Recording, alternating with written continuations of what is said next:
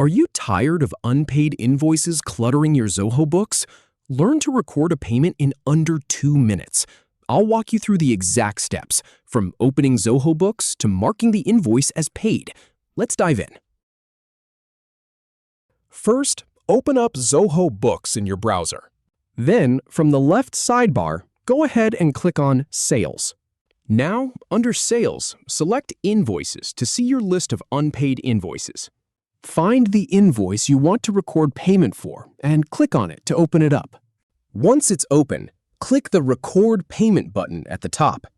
A payment form will appear. Just click OK to confirm the payment.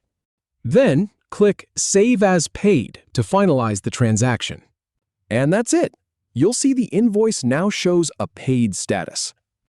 If you have any feedback or if any info is inaccurate, please leave a comment below. We'll do our best to answer or redo the video if needed. Thanks for watching.